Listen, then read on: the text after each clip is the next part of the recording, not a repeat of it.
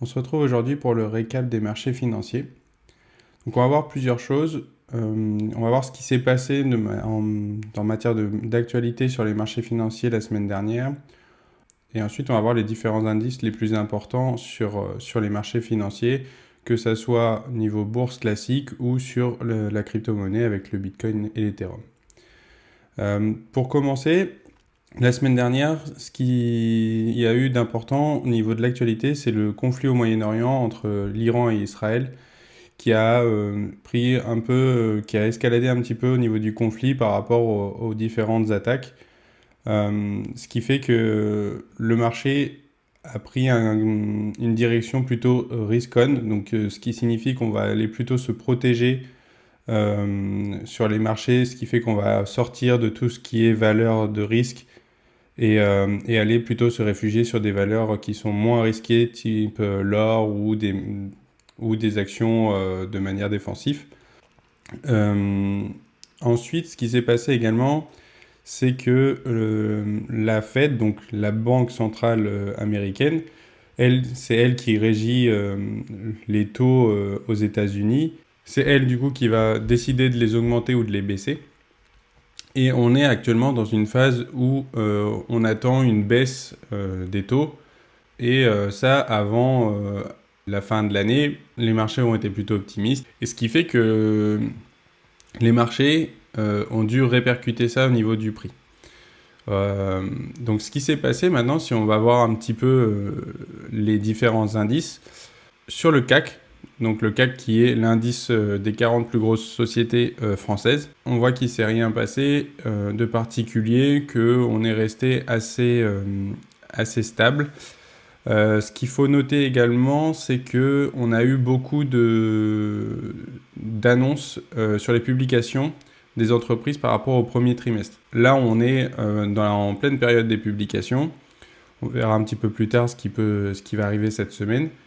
Mais du coup, ça va beaucoup jouer sur les marchés d'une manière ou d'une autre, sachant que les investisseurs en fait vont attendre la valeur de ces résultats pour telle ou telle entreprise et vont du coup reprendre des positions ou vendre des positions par rapport à ces valeurs. Pour le CAC, la semaine dernière, on a eu le rapport de L'Oréal qui a été très bon et du coup qui a permis au CAC de rester sur des valeurs assez correctes et donc de garder les 8000 points qui est une valeur psychologique importante.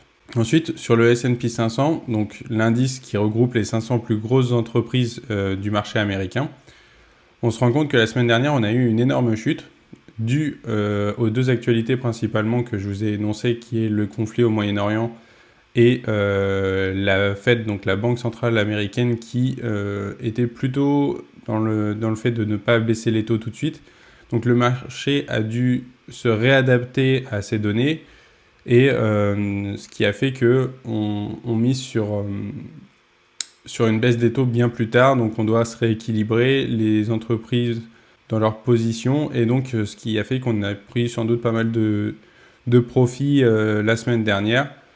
Et en plus de ça, on commence à avoir les publications des entreprises sur le premier trimestre.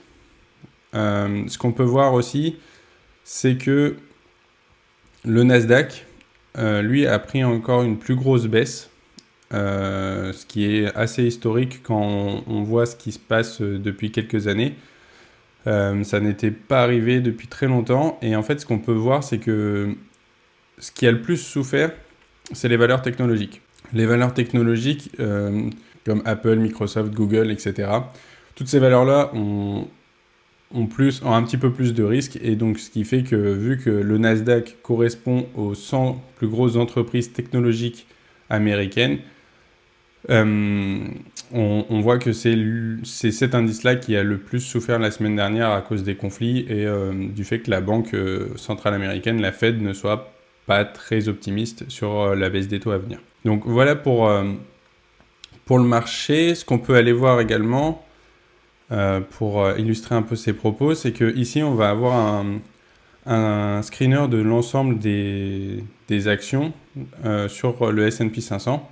Ce qu'on peut voir, c'est que les plus grosses entreprises qui composent le S&P 500 sont des entreprises technologiques avec Microsoft, Nvidia, Apple, Google et Facebook avec Meta, ou même Amazon.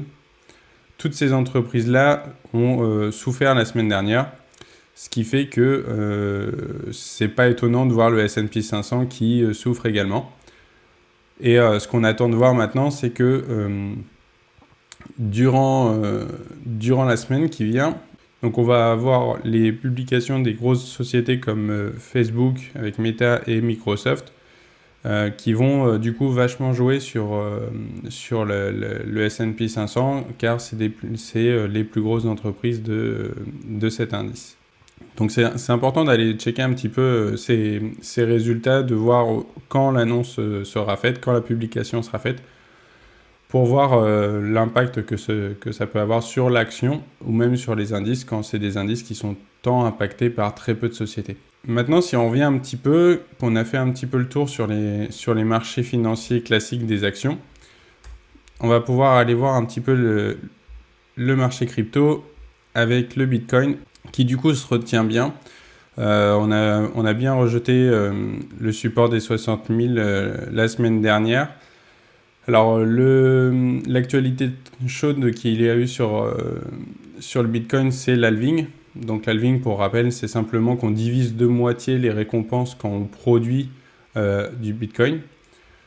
Et en fait, ce qu'on peut voir, c'est que sur le moment, ça a très peu d'impact parce que comme je disais sur les marchés classiques, en fait, l'halving est déjà intégré dans le prix. C'est quelque chose qui est connu, on avait une date qui était fixe.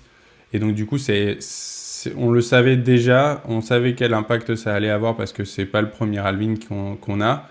C'est plus quelque chose de nouveau. Et donc du coup, en fait, le prix avait déjà pricé la halving. Et donc du coup, on a eu très peu d'impact sur le Bitcoin la semaine dernière. Et malgré le conflit en Moyen-Orient ou la Fed, on voit que le Bitcoin se tient et on est plutôt en fait sur quelque chose qui va sécuriser avec le Bitcoin sur ces montants-là, donc autour des 65 000 $.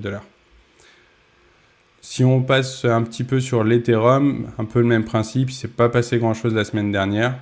On est sur une zone de support, donc pas grand-chose à redire. Ce qu'il faut faire attention, c'est de toujours la même chose, de ne pas avoir tout dans le même panier, pas faire que de la crypto ou pas aller que sur une seule société. Et voilà, donc si vous avez aimé ce petit format de suivi hebdomadaire de la semaine précédente, n'hésitez pas à mettre un petit like et à vous abonner. Et puis on se retrouve dans une prochaine vidéo.